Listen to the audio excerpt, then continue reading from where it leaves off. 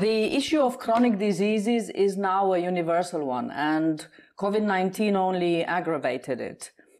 In the United States of America, more than 135 million people are suffering from chronic diseases, whether it is cancers or heart diseases or obesity or diabetes or arthritis. That is more than half of the population.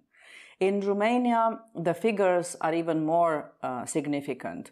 More than 2/3 of the population suffer from a form of chronic disease that is related to behavior and can be prevented, such as obesity or alcohol consumption or smoking consumption, cigarettes consumption. So, and almost all the budget in the healthcare system of Romania goes on pills and on treatments. So something seems not to be working out pretty well or with the classical medicine. So what is then the approach of the classical medicine on this topic, and why is it not always working?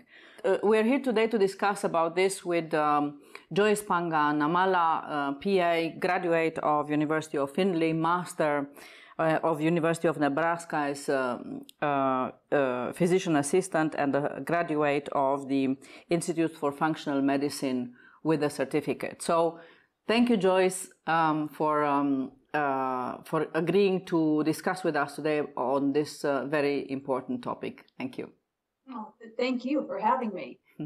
You are a veteran of the chronic diseases management, and you've been working in this field for almost 2 decades within the internal medicine discipline. So first of all, for our readers, it's a concept that we don't really talk about here in Romania, and we don't hear too much about it. What is chronic disease management, really?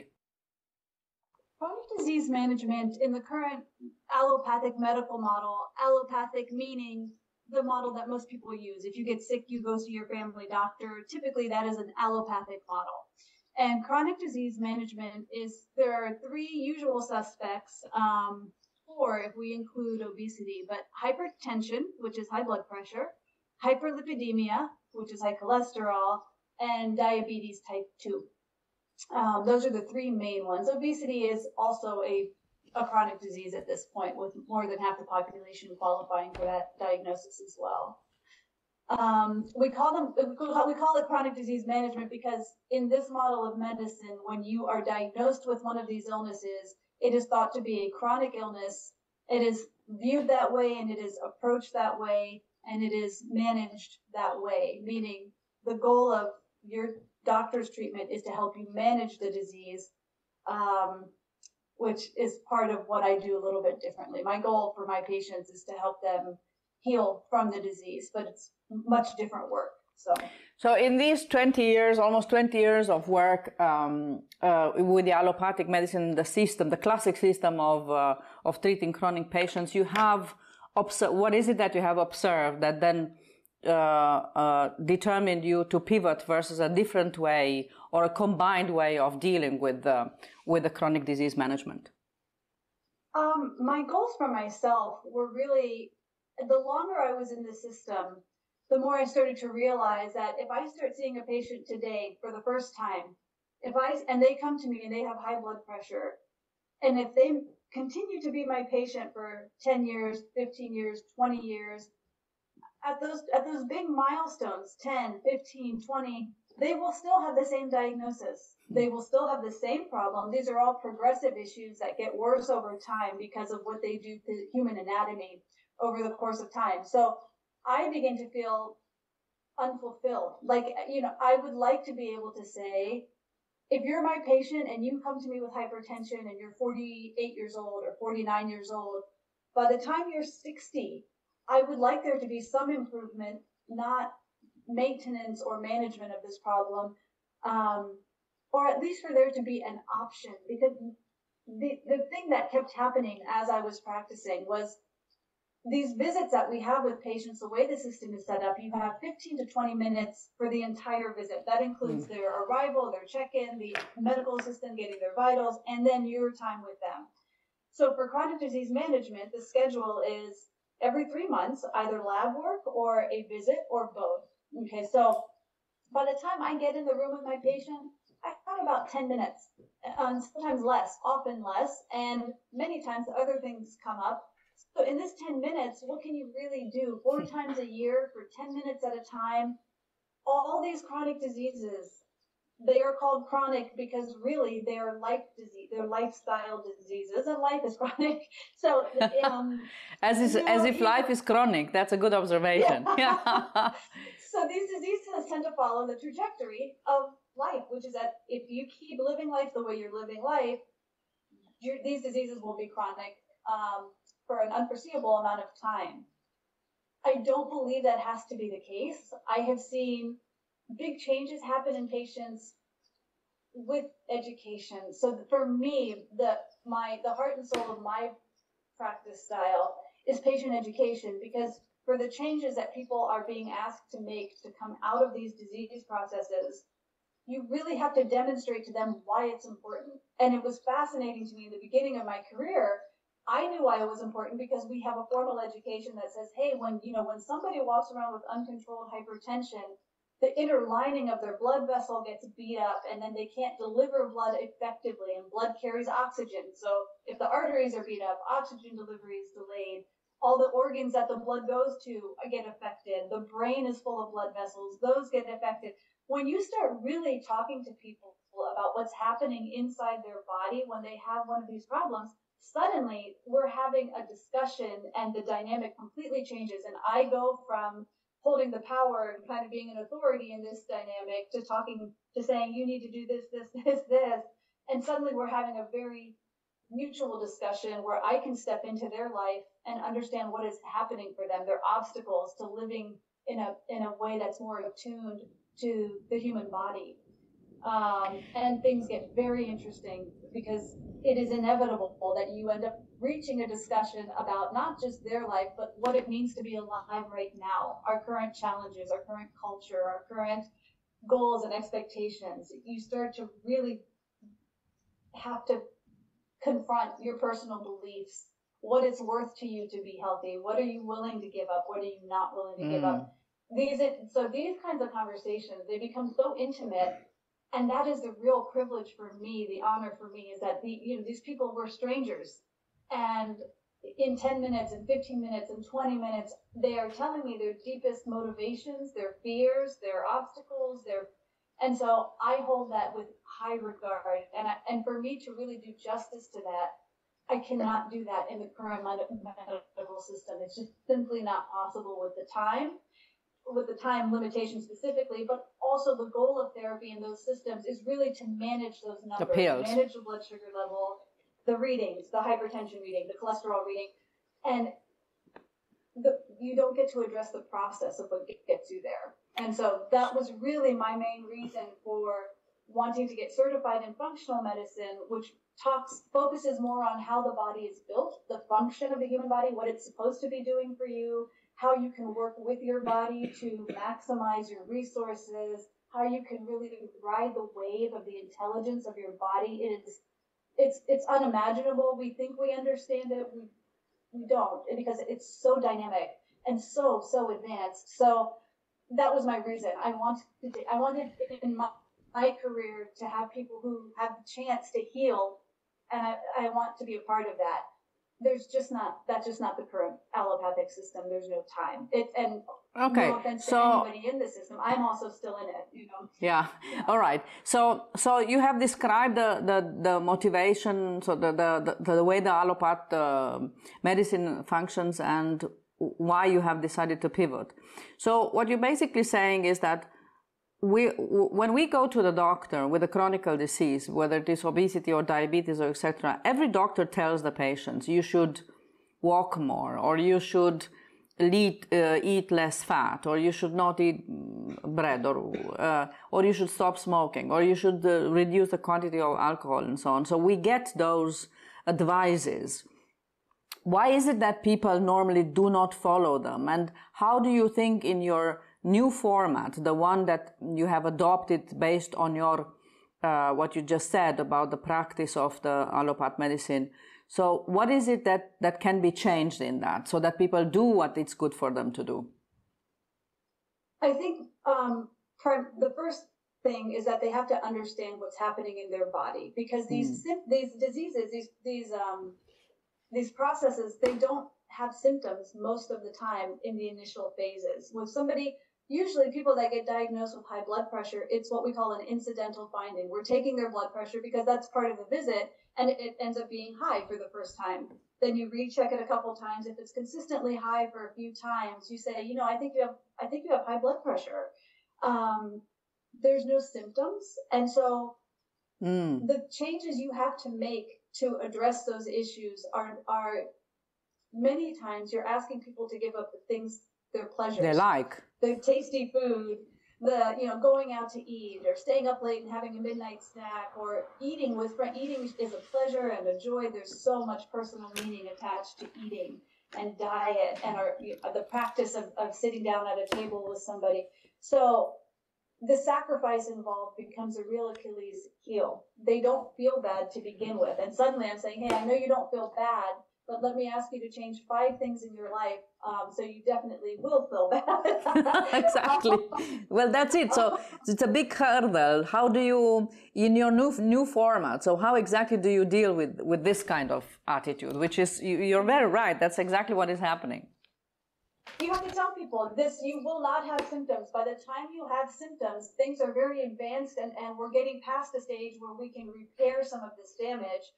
If they know that, you will come across patients who don't want to do the work, right? Who just say, give me the medicine, I don't want to do this stuff. And that's okay. Where I come from is people should know. If you are informed as much as I am informed, and you choose to take medication rather than making lifestyle changes, I can live with that. But if you are uninformed, I feel I haven't done my job. So the biggest thing to help make these changes more palatable that I've picked up on is support. It's very hard. It can be very isolating to tell somebody who's in a family structure and only the dad is my patient. So mom and the kids, or the other spouse and kids, partner, they're not my patients. And now I'm asking this person to have a completely different set of dietary needs, a different lifestyle. I'm questioning their family practices. And so there's an isolation that comes with that is just so unappealing to most people. So in what I'm doing now, I make it a point that anybody that's coming to see me should never feel that they are alone in the changes they are making. Support is so necessary. And health creation can never happen on an individual level. Health creation requires community. Health creation requires support and companionship through that process. Many people have no idea how good they could feel. They've never felt that good. So a lot of it is a new experience for them, having someone to go through it with them, or knowing that if they slip up, I'm not going to say, hey, what are you doing? Why'd you do that? That's not the point at all. The point is to understand. So that's been the joy and the hard work of it. I absolutely love your concept about health creation cannot happen without community. And I'd like us to stay a little bit more on this topic. So what you're saying is that, for instance, if you have a patient with obesity, the entire family should support the efforts of this person to reduce his obesity, his or her obesity. Is this the point Absolutely. You're making? Absolutely. Family, friends. That means, like, if you go out with your friends and you now have a new health goal that you'd like to eat in a way that will make you lose some of the extra weight or some of the body fat, the visceral fat that causes so many problems, you need your friends and family to hold you up through that and say, hey, well, you know what? We're not going to have a third glass of wine tonight either. Everyone's just going to have 2 glasses of wine, then we're done. Or, why don't we start eating dinner earlier? And why don't we all just eat the same thing for one meal? So you can still have joint experiences with your people. It's very important, because the sacrifices are hard enough on their own. But when you see your loved ones doing it and they're with you, and now you can talk to them about it rather than feel like you're having this very individual experience that nobody can relate to. That's the relatability. You want to be able to look at somebody and go, they get it. And I get it. I mean, we're in this together. That is very empowering. So but does this not create an additional layer of responsibility for people who don't have this disease? I mean, I'm just provoking now. No, it's a great question. I mean, and that's kind of the $1 million question. What is the role? What is the role of the people in your circle when they know that you have this kind of a health problem? Is it their problem? It's not their problem. The responsibility, the agency needs to come from the person themselves. But if you include the people around you and if they can support you, because the changes that are required to turn the dial back on hypertension, diabetes, hyperlipidemia, those changes are good for everybody. They're not extreme changes. What we're calling the diabetic diet now used to be just the way that we ate. So it does not have to be such a horrible thing where you can never have foods that you enjoy. It's not at all the case. So if you want to support somebody with a chronic disease, maybe say, hey, instead of going out for dinner, why don't we go for a walk? Let's go for a walk together, or let's run our errands together, or so it's like creating a vicious circle. In reality, the people who help that person achieve his or her goal are also doing good for themselves. Mm-hmm. Yeah, the changes that are required to manage chronic or to improve chronic disease or heal from chronic disease, they are healing to every human body. They're just fundamental changes that would benefit anybody. Even if you don't have a chronic disease, but you ate as if you did, your whole body would purr constantly because you would be feeding the resources of your body. You're not fighting disease. You're not trying to prevent disease. You're working to create health. It's a very different yes, psychological state. Yes, yeah. But Joyce, you know, we all know. I think if we meet now 10 people of various ages and professions and religions and convictions and data. And we ask them about what is good or bad for eating, or if alcohol is good, or if cigarettes are good. I think everybody knows the answer. So in the reality, so we all know that what is good and what is not good for us, even if we don't want to admit. So in reality, my question is, it does take a lot of will, even if you are supported and within your community, because these are all preventable diseases, to change your patterns in your life. It does take a lot of will. Is this will something that everybody has at all ages, or is it that only some people can do it, even with the support? So all conditions being that the person has the support, they realize they have to change something in this, you need a will. Everybody can do it or not? Everybody can make some change. I don't know if it's unrealistic to think everybody will make those changes. They won't. But can everybody do it? It is possible, but it's very hard work in some cases, because in order to turn that tide, you have to really commit to a lifestyle that is countercultural to the mainstream lifestyle. And there's a certain momentum that just has developed. If you want to ride this wave that we're all riding, we're all going to be doing the same things and kind of making the same mistakes, but thinking that, what are our choices? These moms and dads, these families, these parents that are so busy because their kids are in activities and they're both working full time and they have this house to maintain, and the thing that has gotten put aside is cooking food at home. And if you look at our disease statistics, this is where we started to just spike: fast food, processed food, frozen food, quick meals. Bad food is cheap, bad food is fast, and that's why people reach for it the majority of the time. It's not so much an issue of gluttony.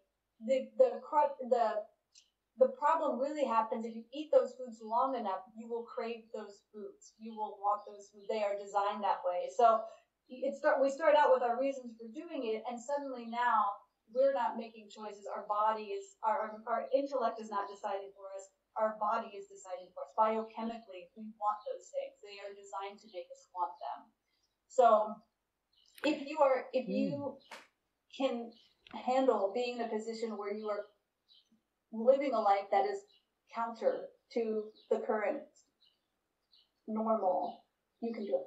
You can do it. It is hard. It is hard. It's harder for some people than others, and that's okay. So do you see, this is, obviously this goes, I mean, there's a lot of need for this kind of approach, and I guess eventually there's not going to be too much choice. You either go on this counterculture of abundance and eating, and eating, and people will soon realize, I think, that this is just not sustainable in the future. But is it possible for someone whose body is now craving for the kind of unhealthy food before to change into, so you eat 5 hamburgers a week and then you start eating a salad a week? What is it that you do with your patients? Can you tell us, for instance, in practice, you and the results you have had? So the litmus test of your new format that you are now trying with the patients you are taking care of.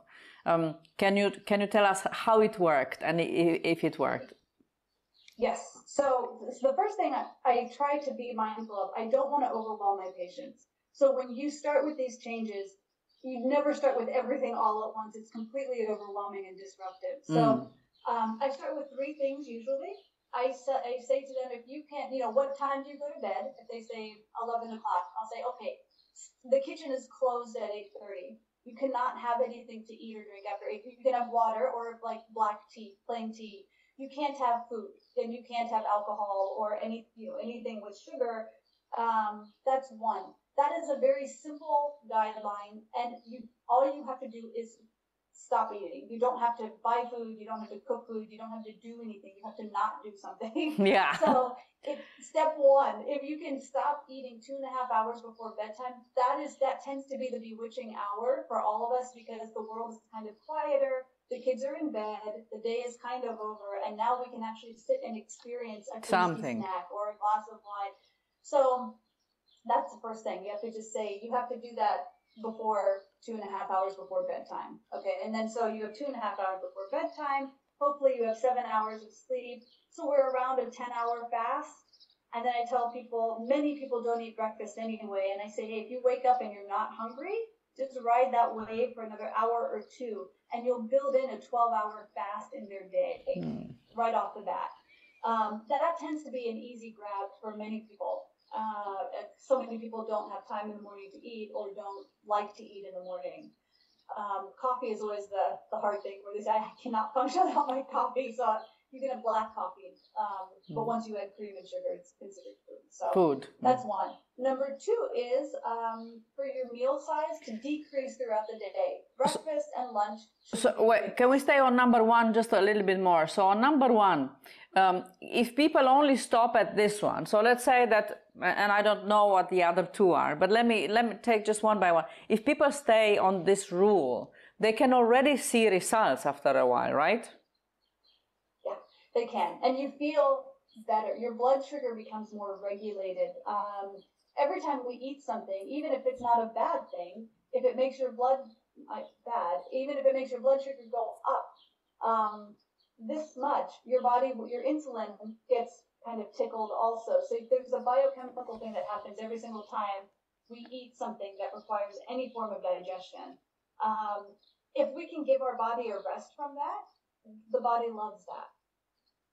Fantastic.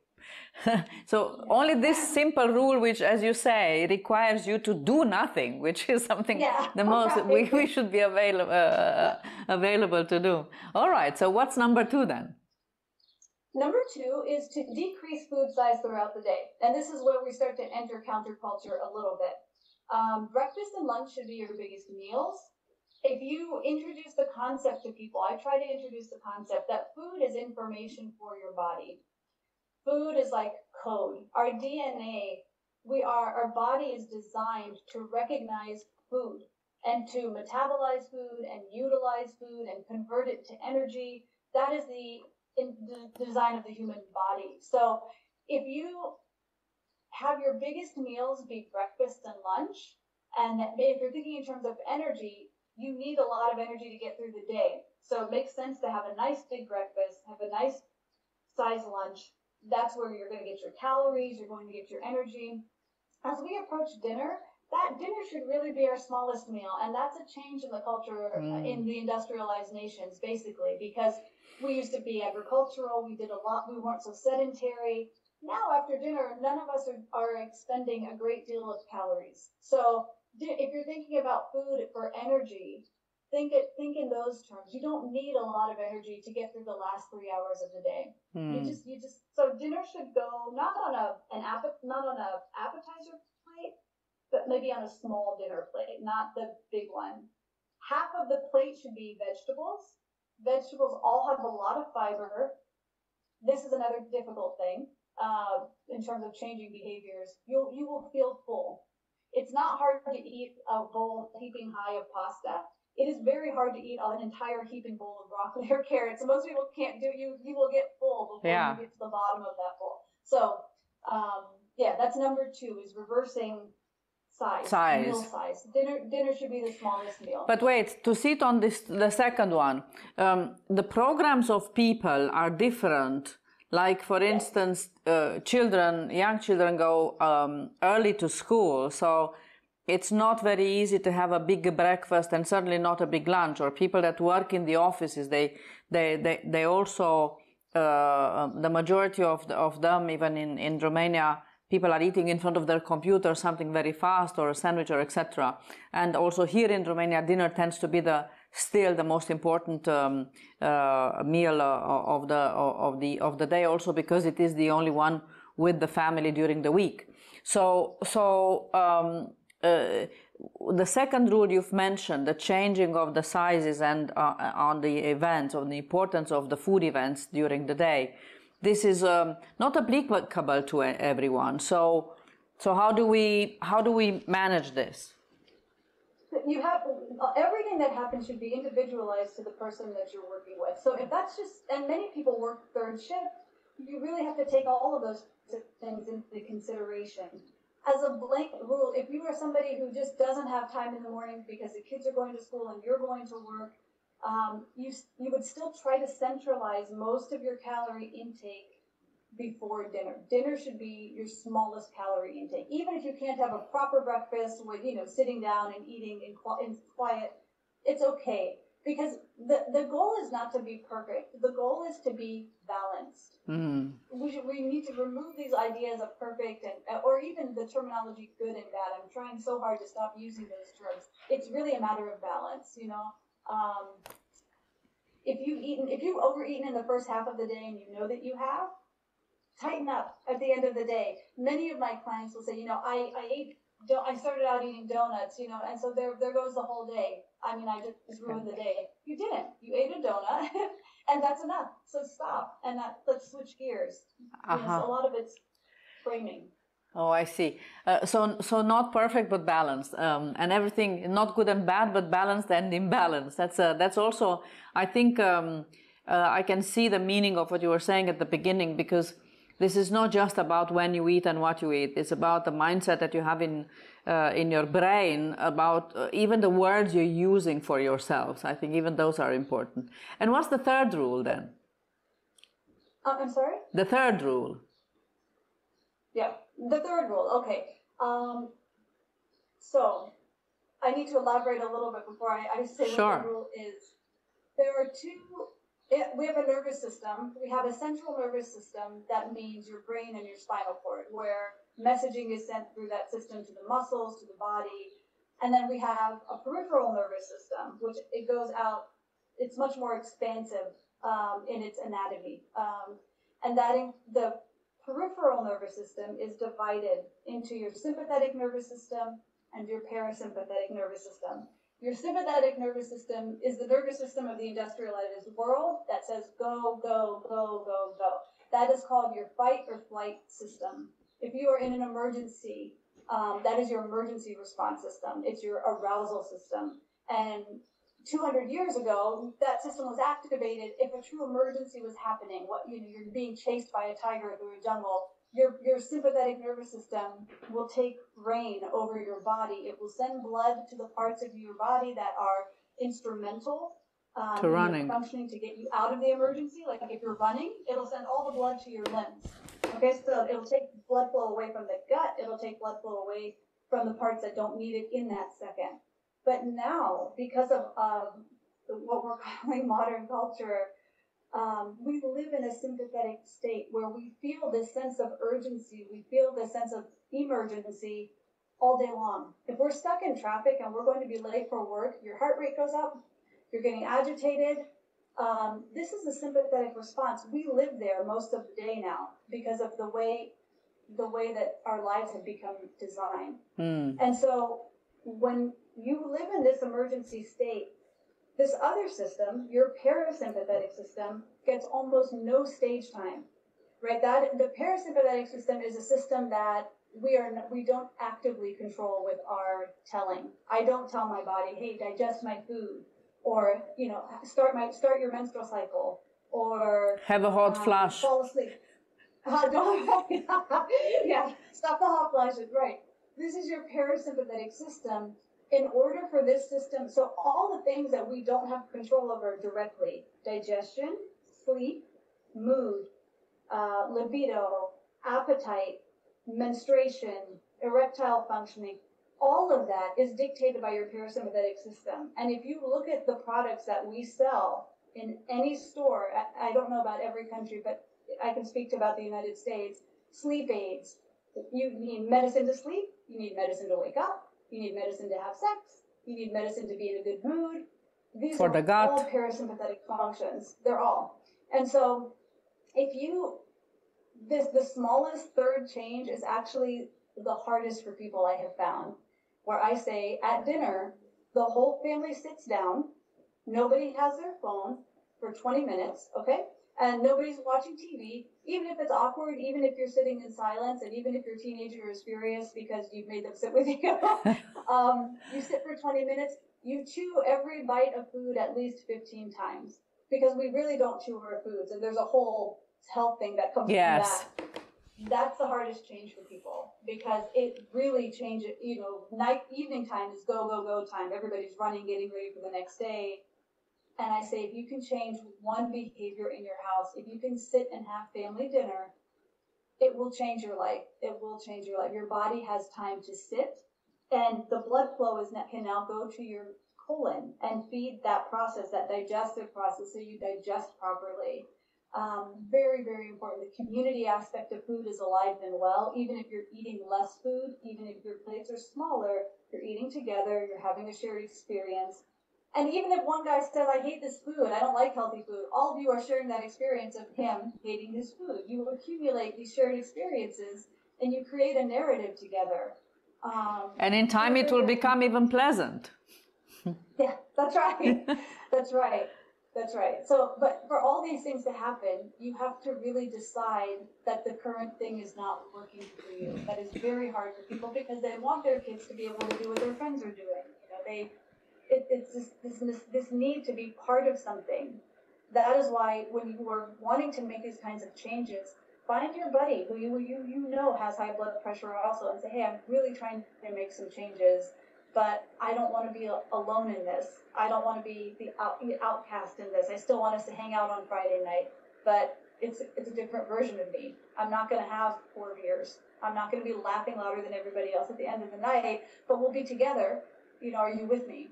These are the scripts we talk about. These are the conversations you have to have. A lot of people already feel that way and just don't know how to bring it up, don't know how to navigate that.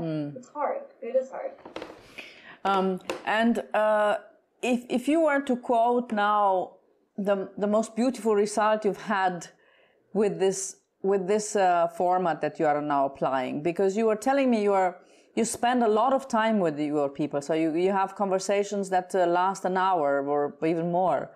Can you share with us a result that you have been extremely satisfied with of your work? Yeah, I have. Oftentimes, the people that have the hardest time changing are the chronic givers, the ones that everybody calls for help. because they don't want to be selfish. They don't want to be self-centered. And they are the person, if anybody is in a pinch, everybody's going to call this person. So they end up caring for 20 people, and there's just no way to continue to do that without depleting yourself if you are not one of the 20 people you're taking care of. So if you are a giver by nature, you find gratification in giving, you will give better if you nourish yourself. It sounds so common sense, but to really allow yourself to go there, I had a client recently where we did that, and he was struggling with an abdominal issue for probably 3 years. He'd seen multiple specialists, but the fact was he had almost no self-care at all. He ate in his car between jobs. He's taking his kids around in the evening to all their events. He has 5 or 6 kids. He was caring for his parents also. So he was stretched so thin that he was in a malnourished state. He was getting enough calories, but he was nutritionally completely impoverished. He was getting no foods that would give him the nourishment or the energy or support the metabolic processes that create energy. There's certain foods that create energy, but they're not convenience foods. So through conversations, through discussions, 1 week at a time, he built it in. He has no pain now. And he said, my relationship with my partner is better. My relationship with my parents are better. When I put in some boundaries that were not punitive boundaries, but they helped me. I could help everybody before, but sometimes I was in a really bad mood. Or sometimes I was just exhausted. And now when I may not help them as much or in the same way, but when I do show up, the beauty of the relationship is evident. I'm not snapping at them. I'm more patient. I'm happy to be there. I don't feel secretly bitter. And once he started making those changes, he bought himself some time in the day to sit and eat, or to make a better choice, or to just advocate for himself and say, I'm dying over here. I have no nourishment. I have no spiritual nourishment. I'm working so hard to have this life. I'm not experiencing any of the joy in the life that I'm working to create. I just work and work and work. And so watching him come blossom into a different version of himself where he can still express the love and express the care, but in a way that does not hurt him, I almost cried. When he told me his pain was gone, his relationships are better, he doesn't feel guilty when he slows down. That was just a beautiful, beautiful moment. Oh, but fantastic. He doesn't hang out with his same buddies. So he went there. He went there because he got burned out trying to get better. He wasn't getting better. Thank you so much for sharing this result. It's very beautiful what you're just saying. We're coming close to the end of our interview, and I have one more question for you, and that is, imagine your patient is 20 years old and suffers from diabetes, if you are asked to give one advice, not necessarily a plan, but an advice, a life advance to this person, what would you tell him? Primarily at that age, because they're still developing, they're still in a state of even neurodevelopment, I would say pay attention to the choices you are making. Because most people, as we said earlier, most people know what to eat. But the biggest thing is to plant that seed of presence of mind, mindfulness. Look at what you're eating and question your choice. That's what I would tell that person. Look at what you're eating. Well, that's a very pragmatic, exactly, and realize what you're eating, because most of us were just eating with our minds elsewhere. So for young people even more so, because they're so attached to all the devices.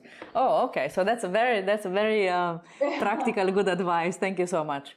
Well, Joyce, it was wonderful talking to you about a completely new way of looking. It's a new way, but it's also, I feel during our conversation, a very common sense approach. It's just that we remain with the three rules, but also with this very beautiful concept that you're putting across, that health creation cannot happen without community and this whole involvement of the people around you. So I would like to on behalf of the Society of Healthy People to thank you for your time and hope to speak to you soon. Thank you. Thank you so much. Thank you. Vă mulțumim că ne-ați urmărit, sperăm că v-a fost de folos și vă invităm în comunitatea noastră a Societății Omului Sănătos.